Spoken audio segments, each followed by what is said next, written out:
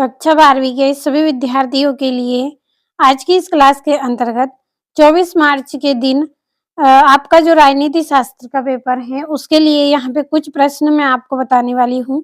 100% आपको एग्जाम में से इसमें से 8 क्वेश्चन देखने को मिलेंगे, तो भरोसा रखें, पूरे प्रश्नों को कंप्लीट करें और पूरे अंक यदि आप लाना चाहते हैं तो जितनी तैयारी करवा रही हूँ करते चले। अभी भी आपके पास समय है, अच्छे से आपको सभी प्रश्नों को पढ़ लेना है। तो हम यहाँ से शुरू करेंगे हमारे प्रश्नों को। तो ये यहाँ से आपका प्रश्न है, जो 4 नंबर और 3 नंबर में पूछे जाने वाले प्रश्न मैं आपको यहाँ पे बता रही हूँ। तो सोवियत अर्थव्यवस्था को किसी पूंजीवादी देश जैसे संयुक्त राज्य अमेरिका की अर्थव्यवस्था से अलग करने वाली किन्हीं 3 विशेषता की चर्चा करनी है। पहली विशेषता है सोवियत अर्थव्यवस्था समाजवादी थी, जिसमें संपूर्ण नियंत्रण राज्य के हाथ में होता था, जबकि अमेरिका अर्थव्यवस्था पूंजीवादी थी, जिसमें संपूर्ण नियंत्रण निजी हाथों में होता था। तो ये 4 नंबर और 3 नंबर वाले प्रश्न हैं, कंप्लीट करते चलना है। ये आपका यहाँ से दूसरा पॉइंट है, तीसरा है, तो अच्छे से कंप्लीट कर लें। और ये यहाँ से इंग्लिश मीडियम वाले बच्चों के लिए भी है।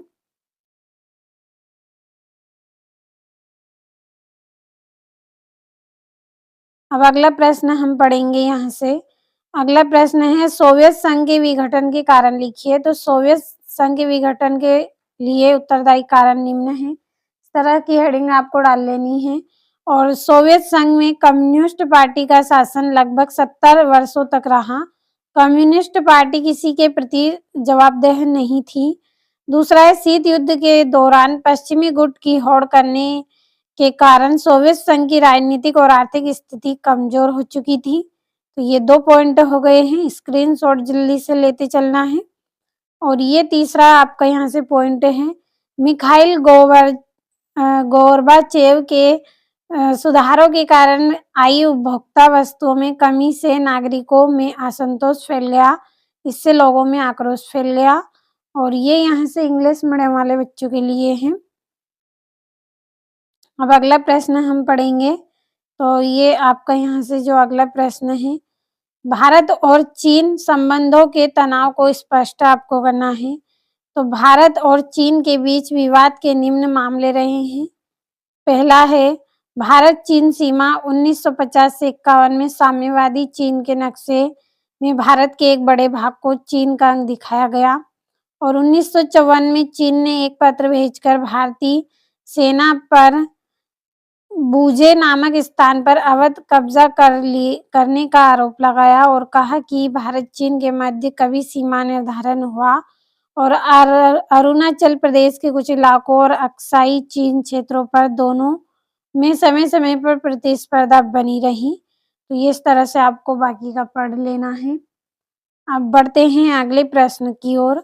तो यहाँ से ये इंग्लिश मीडियम वाले बच्चों के लिए भी कंप्लीट कर दिए हैं, आपको अच्छे से कंप्लीट कर लेना है इनको। ये आपका दूसरा तीसरा पॉइंट है। अब आगे बढ़ते हैं। तो ये आपका 24वां है। यहाँ से भौगोलिक निकटता भौगोलिक निकटता का क्षेत्रीय संगठनों के गठन पर क्या असर होता है। तो थोड़ा सा समझ लीजिए। भौगोलिक निकटता के कारण क्षेत्रीय संगठनों के गठन पर सकारात्मक प्रभाव पड़ता है। कैसा प्रभाव पड़ता है? सकारात्मक प्रभाव पड़ता है। भौगोलिक निकटता से दो देशों के मध्य सामाजिक सांस्कृतिक संबंधों के आपसी सहयोग, विश्वास और मित्रता की भावना भी बढ़ती है और दोनों देश एक दूसरे के यहाँ आसानी से आ जा सकते हैं। इससे उनके मध्य समस्या कम हो जाएगी। तो प्रश्न का आंसर बड़ा है, लेकिन आप समझेंगे तो कर सकते हैं, कुछ नहीं है।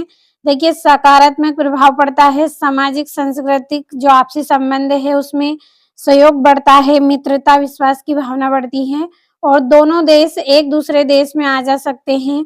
इनसे समस्या भी कम होगी, जब आना जाना हो जाएगा तो समस्या भी कम होगी, सहयोग सहमति भी इनको मिलेगी और क्षेत्रीय संगठन में आपस में व्यापार आर्थिक सहयोग करके अपनी आवश्यकता को आसानी से कम दामों पर आयात कम दामों पर पूरा कर सकते हैं, क्योंकि इससे विभिन्न देश में आयात की कमी आ जाएगी और कम देना पड़ेगा। सड़क तथा रेल मार्गों के माध्यम से नागरिक तथा सामान आसानी से एक दूसरी जगह तक पहुँचाया जा सकता है और सामूहिक सुरक्षा का महत्वपूर्ण तथ्य है, क्योंकि यदि एक आपदा संकट होता है तो सब मिलकर उस देश को सहयोग करेंगे, इस सुरक्षा की भावना रहेगी। तो प्रश्न का आंसर बड़ा है, लेकिन देखिए आसान है, लाइन को आप अच्छे से समझें, इसके बाद आपको कंप्लीट कर लेना है।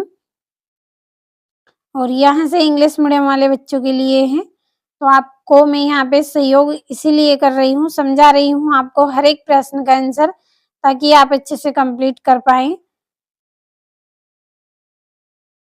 यहाँ से आपका ये 25वां है, जिसमें देशी राज्यों के विलीकरण की आवश्यकता क्यों पड़ी, तो आपको इस तरह से हेडिंग डाल लेना है। देशी राज्यों के विलीकरण की आवश्यकता निम्न कारणों से पड़ी है, तो पहला कारण आपका इसमें रहेगा भारतीय एकता व अखंडता। देशी राज्यों के नरेशों के विभिन्न रियासतों का विलय भारत की एकता व अखंडता को बनाए रखना एवं आपसी मतभेदों को समाप्त करने के लिए है। दूसरा है सुरक्षा। देशी राज्यों की स्वाधीनता समाप्त होने का आभास होने लगा था, जिससे देश में निरंकुश शासन प्रारंभ हो सकता था। इससे भारत को कोई नुकसान ना हो, इसलिए सुरक्षा दृष्टि से देशी रियासतों का विलय किया गया। तो स्क्रीनशॉट जल्दी से ले, इसके बाद हम अगला पॉइंट पढ़ेंगे। तो ये आपका यहाँ से तीसरा पॉइंट है, पारंपरिक संबंध। अपने पड़ोसी राज्यों के साथ आपसी मतभेद एवं झगड़ों को समाप्त कर आपसी भाईचारा प्रेम की भावना बनाए रखने के लिए पारंपरिक संबंधों का संचालन किया जा सके, इसलिए भी विलीकरण को अपनाया गया था। अब अगला पॉइंट हम पढ़ेंगे, तो ये यहाँ से इंग्लिश मीडियम वाले बच्चों के लिए है, आपको कंप्लीट कर लेना है सभी को।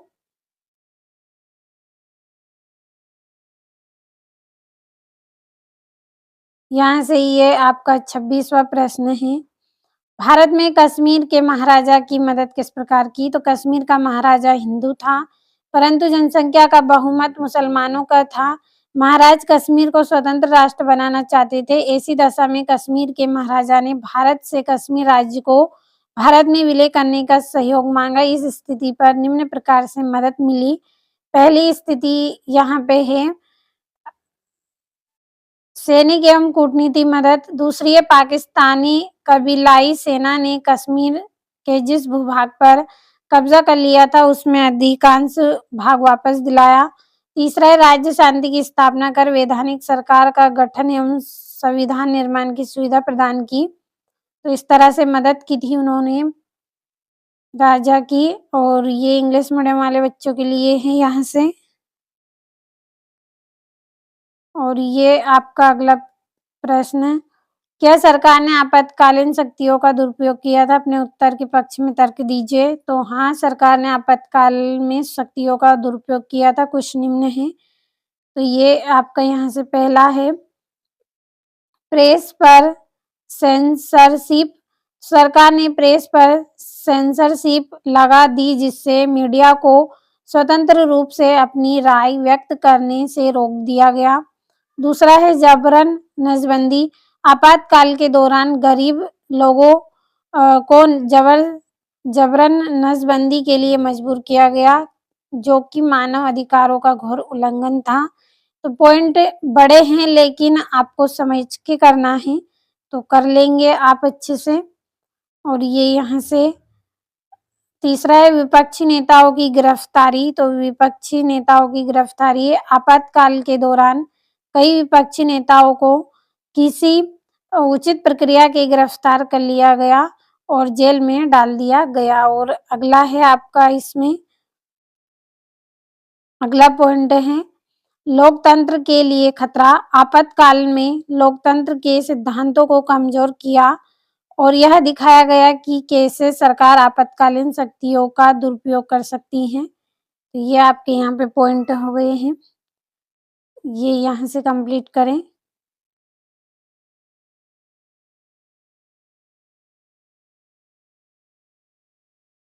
और यहाँ से ये आपका जो अगला प्रश्न है स्क्रीनशॉट लें आप। आपातकाल के दौरान गठित शाहजहां आयोग के क्या निष्कर्ष थे?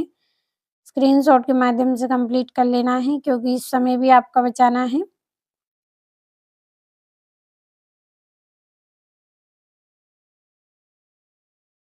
और ये यहाँ से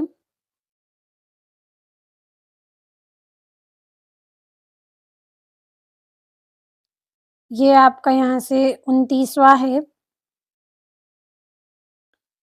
तो इसका भी आप स्क्रीनशॉट लें।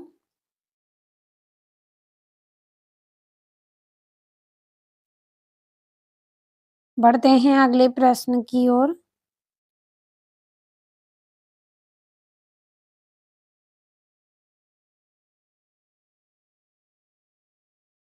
ये आपका यहाँ से 30वां प्रश्न है, जिसमें आपको नेपाल में लोकतंत्र की स्थापना पर अपने विचार लिखिए। तो नेपाल में वर्षों तक संवैधानिक राजतंत्र ने सफलतापूर्वक कार्य किया, परंतु आम जनता तथा नेपाल की राजनीतिक पार्टियों ने 1990 में लोकतांत्रिक संविधान की मांग की और 1990 में नेपाल के अनेक भागों में मौवावाजी राजा और सत्ताधारी के खिलाफ सशस्त्र विरोध होने लगे।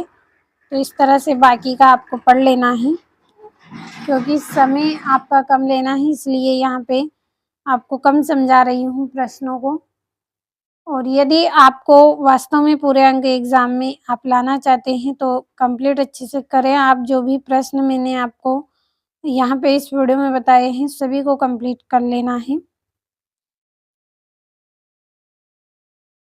आपको अच्छे अंक दिलवाने में यहाँ पे पूरी मदद कर रही हूँ, तो आप भी बढ़िया से अच्छे से तैयारी करें। यहाँ से ये आपका अगला जो प्रश्न है, इसमें आपको संयुक्त राष्ट्र संघ में भारत के योगदान को लिखना है। तो पहला योगदान दिया था अंतर्राष्ट्रीय शांति व सुरक्षा को बढ़ाने में योगदान। भारत की नीति प्रत्येक राष्ट्र विवाद को संयुक्त राष्ट्र संघ के माध्यम से शांतिपूर्ण ढंग से सुलझाने की रही है। कोरिया, कांगो, फिलिस्तीन, नामाबिया आदि की समस्या भारत के प्रयत्नों से सुलझाई गई है।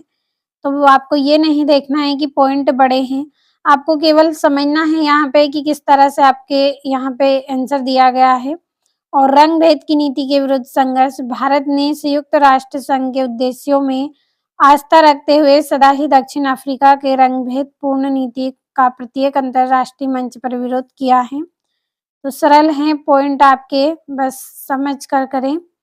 और निस्त्रीकरण के लिए प्रयास, आणविक अस्त्रों से संपूर्ण मानव जाति को खतरा उत्पन्न हो गया, अतः भारत ने इस खतरे को समाप्त करने के लिए हमेशा निस्त्रीकरण का समर्थन किया है। और मानव अधिकारों की रक्षा, तो वियतनामी जनता, दक्षिण अफ्रीका के काले लोगों, श्रीलंका के तमिलों और फिलिस्तीनियों आदि का समर्थन भारत ने किया। तो यह आपका वहाँ पे 32वां प्रश्न पूरा हो गया है। साथ में इंग्लिश मीडियम वाले बच्चे आप भी कंप्लीट करते चले सभी को। ये आपका यहाँ से 33वां है, ताशकंद समझौते एवं शिमला समझौता किसे कहते हैं। परिभाषा है, ताशकंद समझौता भारत और पाकिस्तान के बीच 10 जनवरी 1966 को संपन्न हुआ और शांति समझौता कहलाया गया। इस समझौते के अनुसार यह बातें तय की गई थी कि 1965 से पहले भारत की स्थिति, सभी सशस्त्र बलों को वापस लेना, युद्ध बंदियों को व्यवस्थित स्थानांतरण, आर्थिक शरणार्थी संबंधों का बहाल, एक दूसरे के आंतरिक मामलों में दखल न देना। इसी तरह से ये शिमला समझौता है। 1971 के भारत पाक युद्ध के पश्चात 2 जुलाई 1972 में शिमला में भारत और पाकिस्तान के बीच एक संधि पर हस्ताक्षर हुए, इसे शिमला समझौता कहते हैं। और भारत के प्रधानमंत्री इंदिरा गांधी और पाकिस्तान के राष्ट्रपति जुल्फिकार अली भुट्टो ने हस्ताक्षर किए। और ये इंग्लिश मीडियम वाले बच्चों के लिए है।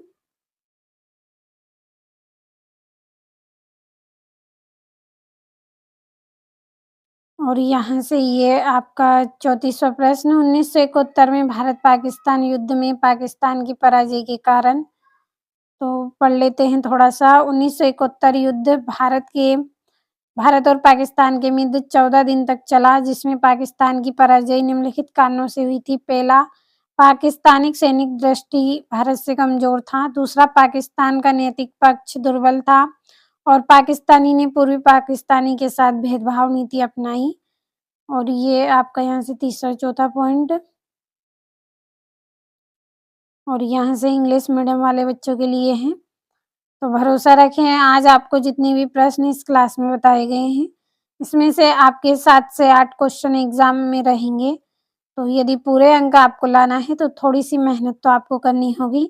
अच्छे से मेहनत करिए और पूरे अंक आप लेके आएँ एग्ज़ाम में। आपको लगातार पूरी तैयारी करवाई गई है। तो बस आप भी अच्छे से तैयारी कर लें, अभी भी आपके पास समय है। तो इतने समय में आप कंप्लीट कर सकते हैं प्रश्नों को। और ये हमारा अंतिम यहाँ पे जो प्रश्न है 36वां है ये। तो पढ़ लीजिएगा आप सभी को, आपका समय भी यहाँ पे बचा दिया है। और सरल भाषा में यदि आप इसका आंसर करना चाहें तो आप कर सकते हैं, लेकिन प्रश्न आपको इसी में से पढ़ना है।